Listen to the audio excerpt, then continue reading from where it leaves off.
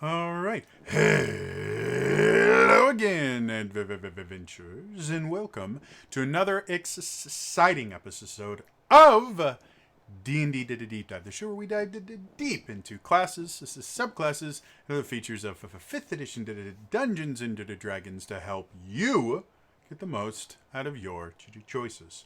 So, today, we are going to be continuing along the path of the dancer.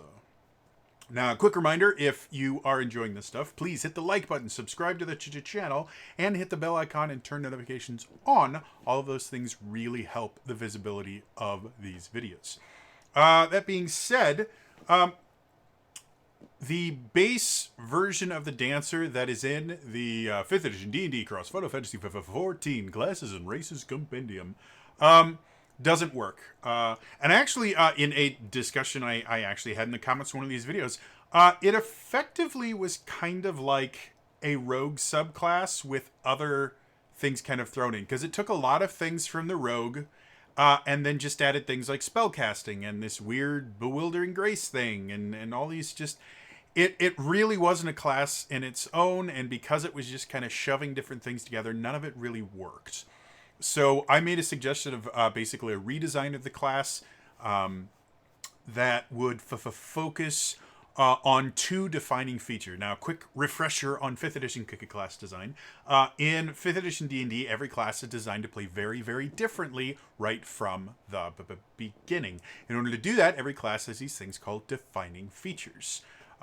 Defining features are things that are either exclusive to the class or maybe not exclusive, but this class gets earlier than any other class or is able to use them differently than any other class. In order for something to be a defining feature, it has to show up within the first 2 levels. So, the defining features for the base class were Flourish, which is sneak attack. It literally is just sneak attack. But because of the word choice used, it was sneak attack that you could only do if you used darts. Watch the base dancer video if you want to know how that works. But it was poorly worded and changed. But it's sneak attack, which is a defining feature of the rogue. In addition to that, it also had a weird spellcasting mechanic where whenever there was somatic or verbal components of spells, they had to spend 10 feet of movement to cast the spell, and if they were concentrating on a spell, they had to spend 10 feet of movement every turn to continue concentrating on it. So their spellcasting was partially movement-based, which was interesting. And then the final defining feature was Whirling Steel, which basically let them throwing weapons and then have them come back, which actually was cool. My revised version...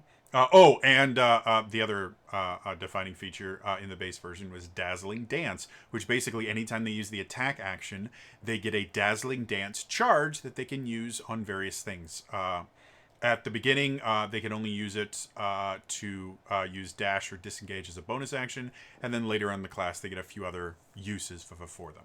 So that was the base class. The revised class that I pitched actually had 3 effectively defining features. The first one is Dazzling Dance stays exactly the same because it's a really interesting feature. The second one was called, I just call it Dance Partner. I think it's called Open Stance or something like that. I don't know. That's what it's called in the Final Fantasy 14. I just call it Dance Partner. But basically, as a bonus action, they could designate someone as their dance partner for a minute. And anytime they burn a dazzling dance charge, it needs to be changed to something with less D's in it. Less D's and Z's. They don't work together.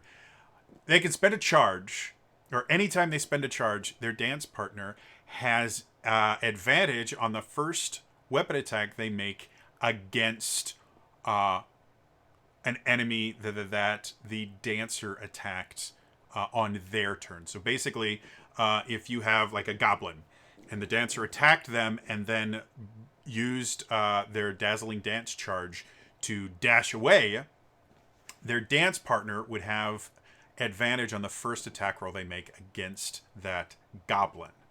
And then Whirling Steel is the other defining feature, because it still is cool to be able to throw them and come back, and it fits with how the class plays in Final Fantasy XIV.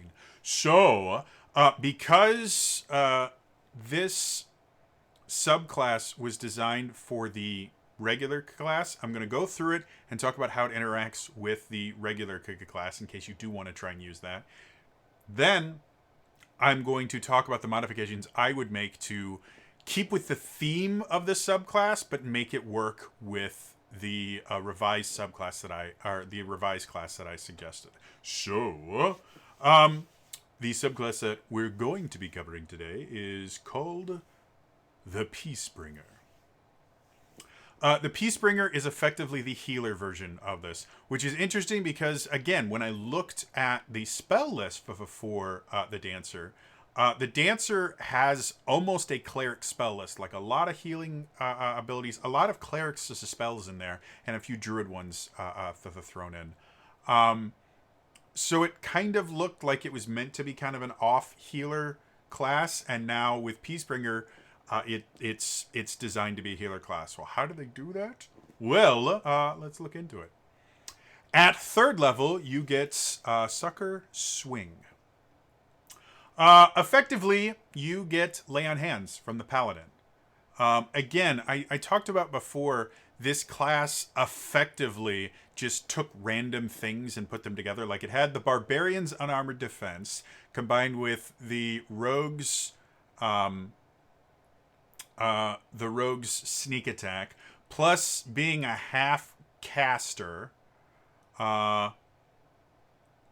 and a bunch, like, it became very, very confusing very, very, very quickly. I'm starting to realize the subclasses were just adding another class on. So the subclass we talked about before, the Paragon, was effectively turning it into kind of a wannabe bard. It wasn't exactly like the bard, but it was close enough that it used the word inspiration. That was the bard subclass. This is the Paladin subclass, where they literally get Lay on Hands. Like, it is the exact same thing. The only difference is they call it Succor Swing instead of Lay on Hands. But it's almost word for word taken from the Paladin. Again, Lay on Hands is a defining feature of the Paladin. Now we are just giving it to a class that is already part rogue, part barbarian, part 3/4 caster, and is now part paladin. It's really, really weird. The thing with Lay on Hands is a really, really effective tool for paladins to have. But the kind of limiting factor of Lay on Hands is it requires their action. And paladins, their kind of big thing that they do is they smite. They smite very, very well. That also takes their action. So in choosing whether or not to use Lay on Hands, they have to choose whether or not they're going to be attacking or they're going to be laying on hands. So that's kind of limiting factor. With Succor Swing, it's the same thing. It requires your action, and the defining features of this class are Dazzling Dance, which requires you to take the attack action, Flourish, which requires you to take the attack action, Spellcasting, which requires you to use your action to cast a spell, and then Whirling Steel, which requires you to take the attack action for you to actually use the weapon. So the class already requires you to use your attack action for 2 other things. And now you have a 3rd thing all vying for your attack action. And one of the things that's really important for the Dancer is building up those Dazzling Dance charges. And you can't do that if you're using Succor Swing. Now, it is limited the way the Lay on Hands work and the way Succor Swings works. Basically, for every level of Paladin, or in this case Dancer, you have 5 hit points that you can just give. You can give as much or as little as you want. You have to give at least 1 hit point. And you can't give more than you have. But it's basically, you go over, you touch someone, you just give them hit points. It's really useful. It's really fun. And yeah, so you are a little bit limited with Succor Swing with the idea that when you first get it, you only have 15 hit points um, per long rest. So it's not something that's going to be used a ton, especially since, again, you have so many other uses for your action that you have to do in order for the class to be able to do anything else. So, yeah, again, it's not that I don't like Lay on Hands. It's a paladin ability, and it is designed to work with the paladin. It's not designed to work with this strange rogue barbarian spellcaster hybrid. So yeah. At 6th level, you get Refreshing Round. When you use your Succor Swing feature, you may target any number of creatures within 10 feet of you. So this increases the range. Normally, you have to be within touching distance. This allows you to do it within 10 feet, which is a big deal, to be blunt. And it allows you to target multiple creatures. That is something that a paladin can never do. So now, at 6th level, the Peacebringer is a better paladin than a paladin.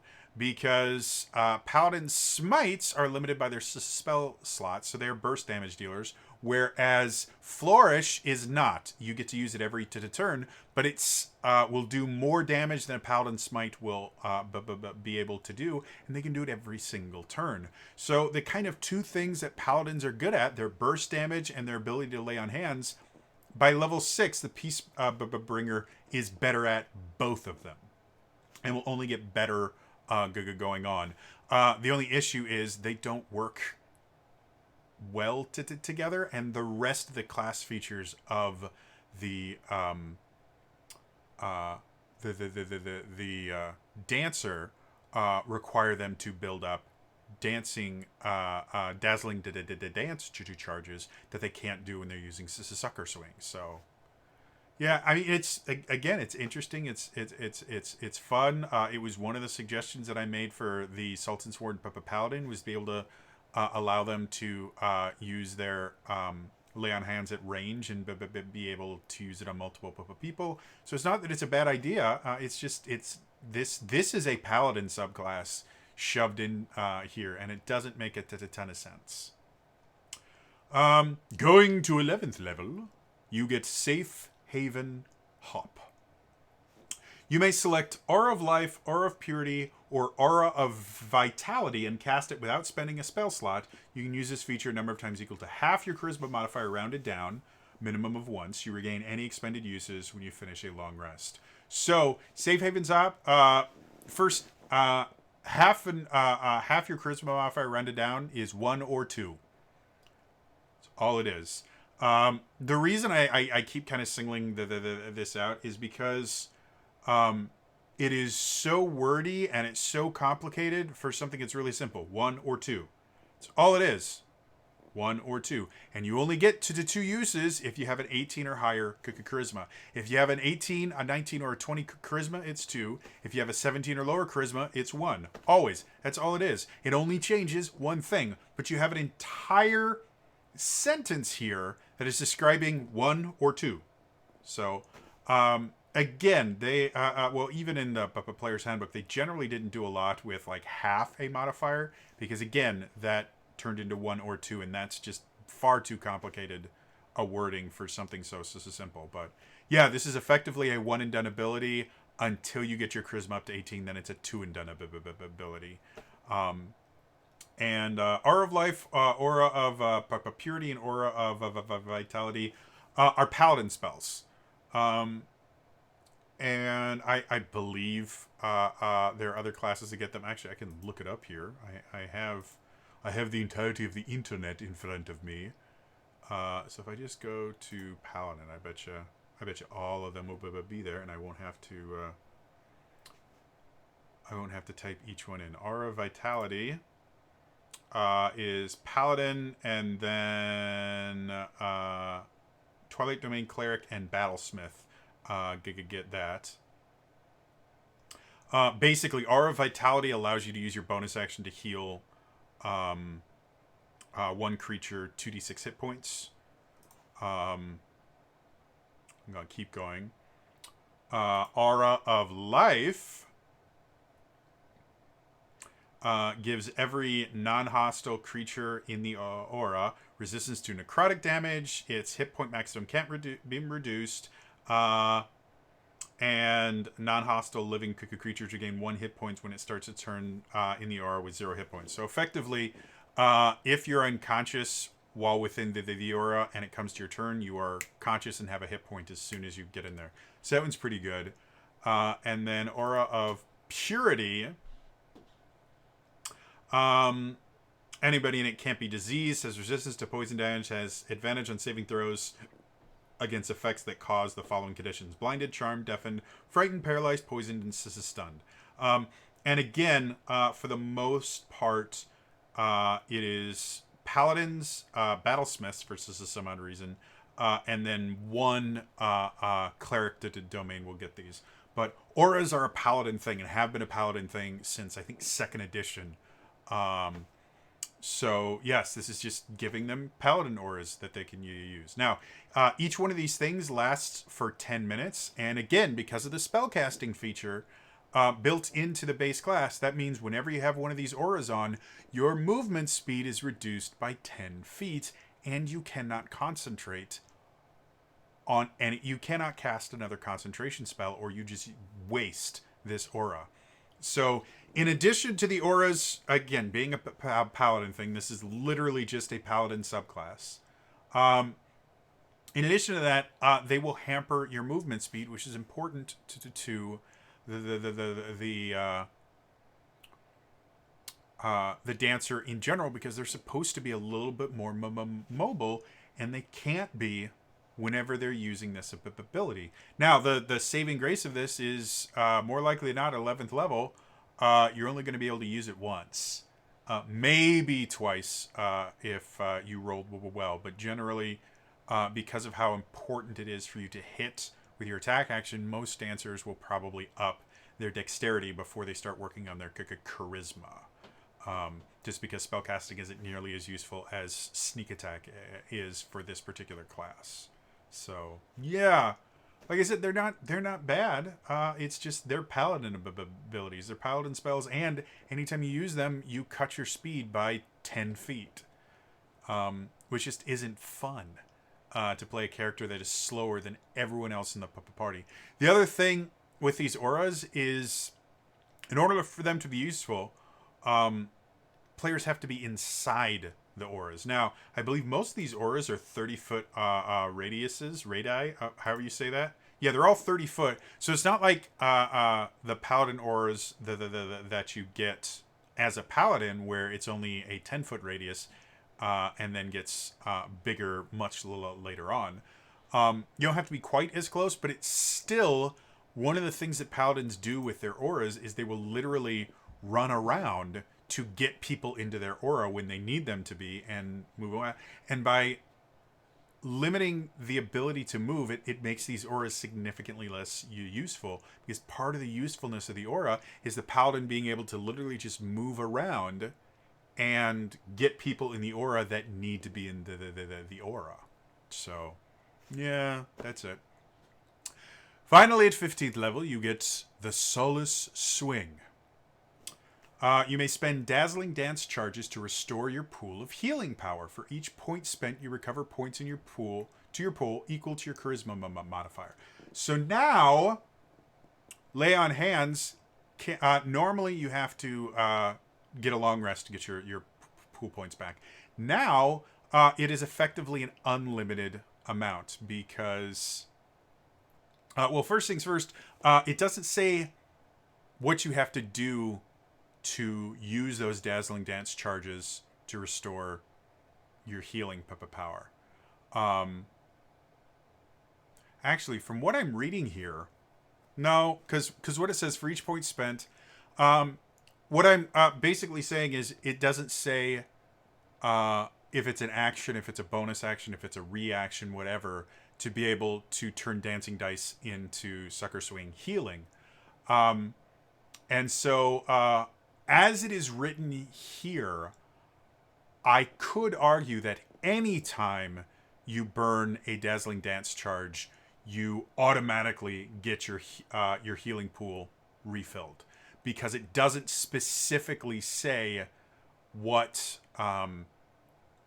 what you do. And if that's what it's intended to be, then yes, this is unbelievably broken, because now Succor Swing never runs out of health, because there's no limit to how many Dazzling Dance charges you can get in a day. You have a limited amount of how many you can use at a time, but as you get higher levels, you start being able to burn more and more Dazzling Dance charges at the same time. And if all of those automatically just refresh your healing pool, you are never going to run out of your healing power. And at the end of every fight, because the Dazzling Dance charges is wear off after a minute or so, you'll just transfer all of that back to your healing pool, even if it does cost an action or a bonus action or something. I would assume, if it was actually meant to require something, I would assume it would be a bonus action to do it. But it still means, like, again, this is a paladin subclass that makes you a better paladin than a paladin, except you're not, because you're not built the way a paladin is built. Like, it's really, really weird. And you have so many things that are fighting for your action, that you're basically choosing which is the least bad thing that I can do, because none of these abilities are ever going to be good, just because how none of them work together at all. So, yeah, overall, Peacebringer is your dancer paladin. You're a dancer paladin. That's all it is. And it's weird. Like I said, none of this makes any sense with the actual dancer class either, because the dancer class doesn't have healing abilities. Not, at least not to my knowledge. Again, I haven't played a dancer, but I did watch some. I did watch a few videos on how to play a dancer, so I'd understand a little bit better. They don't have healing abilities at all. I mean, beyond, like, roll abilities that allow you to heal yourself a little bit. I think it's Second Wind or something like that. I can't remember what it's called in Final Fantasy 14. But yeah, all melee DPS, or they're technically physical range DPS, so I don't even know if they have that, to be honest. But other than that, I don't believe they have any healing power. So this is a uniquely D&D thing to add to the dancer. And like I said, it doesn't work. Now, that being said, I do have suggestions on how it could work. Again, going with the revised version that I suggested in my video, where, again, the defining features are you still have Dazzling Dance charges. You also have a dance partner, and then the whirling steel, the thing. So those are what we're building on. And so for Succor Swing, instead of giving you effectively lay on hands, basically you can, at third level, you can use your bonus action to spend a Dazzling Dance charm to calm an ally within 30 feet, allowing them to use their reaction to spend a single hit die and recover hit points like they would if they were resting. This is actually directly inspired by 4th edition to the D&D. One of the things that I really, really liked about 4th edition to the D&D was how they handled healing. Every character had these things called healing surges. Depending on your class, you would have a varied number of healing surges. And your healing surge was always equal to 1/4 of your maximum hit points. Whenever a leader, which were the healers in 4th edition, whenever a leader would use an ability to heal someone, the person getting healed would spend one of their healing surges, which meant that how much healing you could have effectively was limited by your healing surges, not by the resources of the healer themselves, for the most part.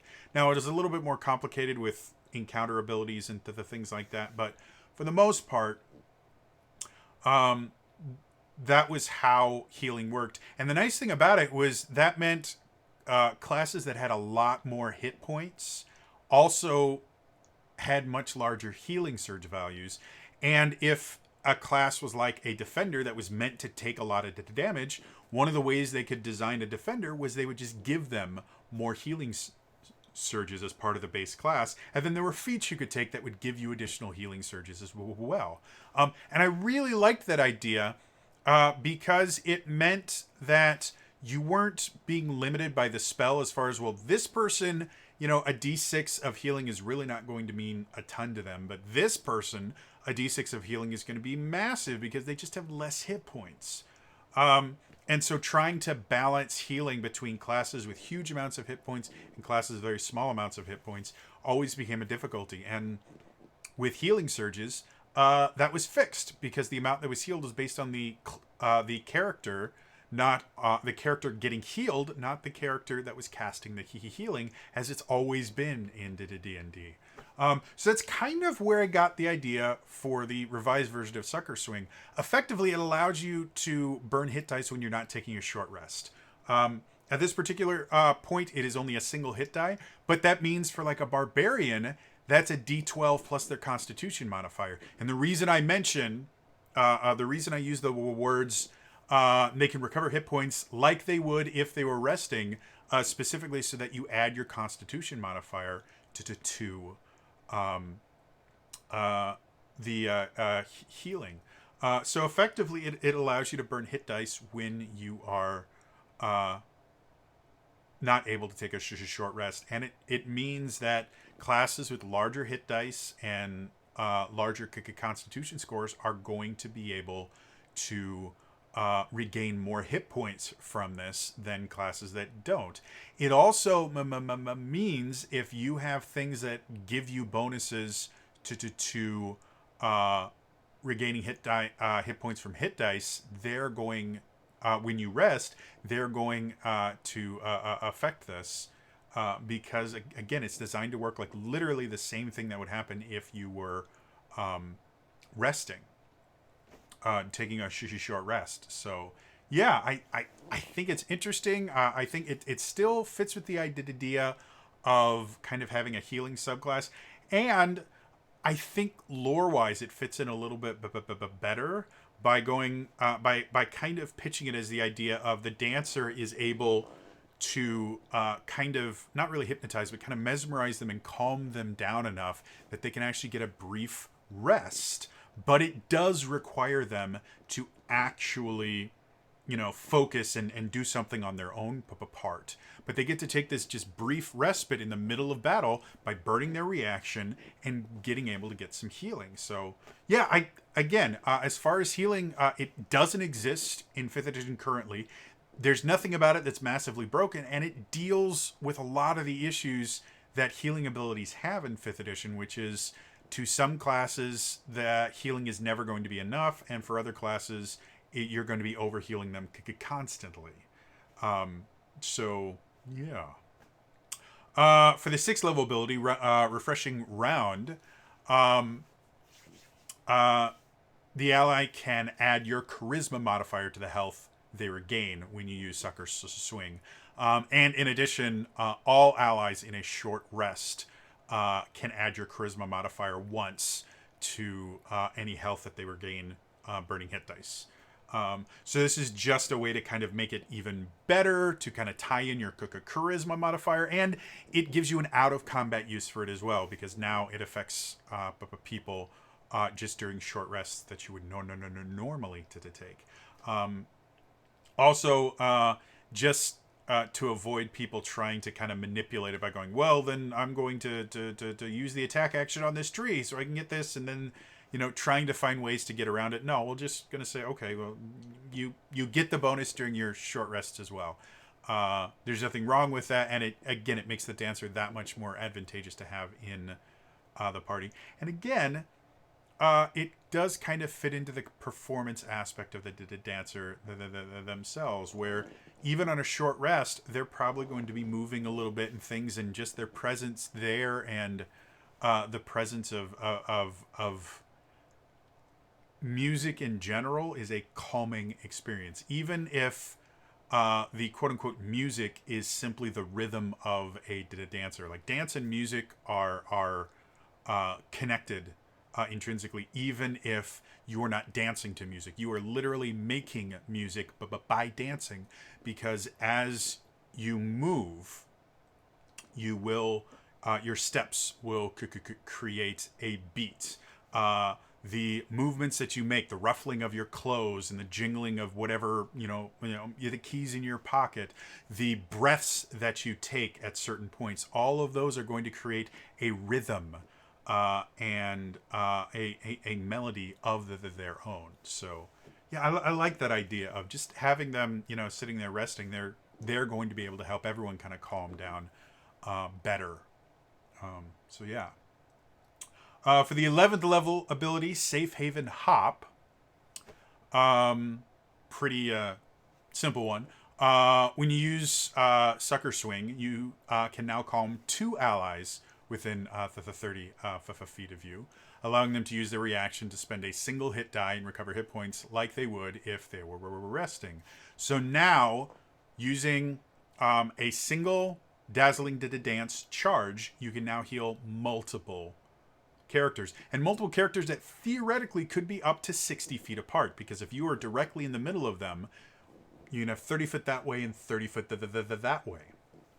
So yes, this turns into a much more useful thing, and again, you're not getting penalized for lower movement or anything like that. You can still move and do everything that you want. Just during your bonus action, you need to be within 30 feet of the target you want to heal. So yeah, that's the 11th level of ability. And finally, for the Solace Swing, when you use Succor Swing, allies can now spend up to a number of hit dice equal to your Charisma modifier as a reaction, as if they were resting, adding your Charisma modifier once. In addition, if an ally is unconscious within 30 feet of you, you can use your bonus action to spend 1 of your own hit dice and restore a number of hit points to the unconscious ally, equal to the number rolled on the hit die, plus your Constitution modifier, plus your Charisma modifier.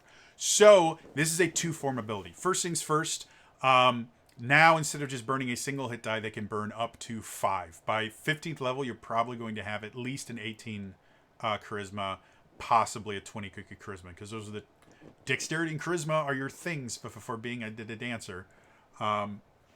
And this means instead of just burning a single hit die, they can burn up to 5. And each hit die they burn, they also get their Constitution modifier, because that's how burning hit dice works when you rest. And then on top of that, you can add your charisma, or they can add your Charisma modifier once to the total healing. So this becomes a very, very effective healing ability, because theoretically, the way that HP works in 5th edition is basically for every level you get your Charisma modifier plus a roll of the hit die, and if you're using average rolls, it means like for a D8 it means you get 5 plus your Constitution modifier. So if you can burn 5 hit dice plus 5 of your Constitution modifier, that means you can heal up to a quarter of your hit points, roughly, from this healing thing. Now, it does mean that you're burning hit dice. You will eventually run out. But this turns into a very, very effective heal that will be effective for every kind of character. Characters with larger hit dice and larger Constitution modifiers are going to get a better benefit for it because they have more hit points they need to get back. Whereas characters with smaller hit dice and lower Constitution modifiers are still going to be getting, percentage-wise, are going to be getting a similar amount. And if you roll really well, you will actually gain more than a quarter of your hit point from a single heal. So for a 15th level ability, it's pretty good. Now, the one issue is most of the time in 5th edition, when you're healing, and I even saw this argument made by someone that basically stated, in 5th edition, it is impossible for healing to keep up with damage. So the only time it is useful to heal a character is if they are unconscious. Now, that's not true, but there is some truth inside that idea. In the idea that a lot of healing in 5th edition is done when people are unconscious, because it's the easiest way to prevent them from having to make death saves. If they already have 2 death saves or 2 failed death saves, just by returning them to hit points, even if they immediately go back to 0 hit points, it resets their rolls. So you don't have to worry about the character having a bad roll and dying. However, because Succor Swing requires a reaction, when you're unconscious, you don't have reactions. You can't use a reaction. So up until 15th level, you can actually use it on unconscious allies, which for me is fine, because again, this is meant to be a useful ability to kind of help your allies stay in the fight, not to bring them back into the fight at lower levels, because it's not designed to do that. But by 15th level, in situations where you desperately need someone to come back for whatever reason, it makes sense to give the dancer some way to bring somebody back. Now, because of how it's worded, it does take your bonus actions, so you can't use both Succor Swing and the Solace Swing bonus action thing.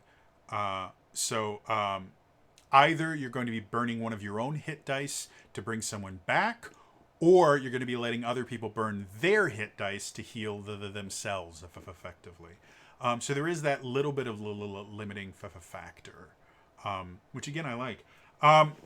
The only thing with this, and I think it will come mostly from somebody playtesting this, is the second half of the Solace Swing, where you can use a dazzling dance charge to basically bring somebody back by burning one of your own hit dice, might be something that we want to introduce a little earlier, maybe 11th level instead of 15. I don't know. This is just, it made sense at 15th level to add it. But yeah, so that is my revised version of the class. So final thoughts. Overall,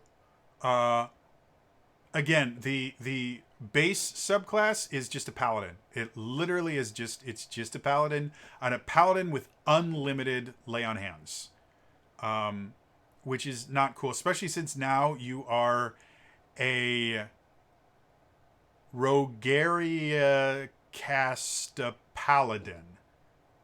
Like it's so many different classes just smushed into one. None of them work together. My revised version keeps the idea of, okay, you're going to be a healer kind of character, but it fits in a lot better with being a unique style of healing, allowing you to do things that other classes can't do. It allows you to use your action to attack, so you can actually build up those dazzling dance charges, be able to do things with them. It also means, even when you're using Succor Swing, because of how Dance Partner works, it means that whenever you're using Succor Swing, your dance partner is still getting their advantage. Because again, anytime you burn a dazzling dance charge, your dance partner gets advantage on their first attack roll against any creature that you attacked during your previous turn. So it feeds into everything. It gives you another way that you're constantly burning these dazzling dance charges, so your dance partner is getting some sort of benefit every single turn. Yeah, overall, like I said, overall, I think it's interesting. I think it's cool. I think it works. But I'm interested to hear what you guys think. So in the comments down below, what do you think of the original class? Do you do you think I've been a little bit too harsh on these subclasses? And do you think it might work, or do you prefer the new version with the different kind of healing? Let me know in the comments down below. Otherwise, that's gonna be all for me today, and I will see you guys next time. All right, bye bye.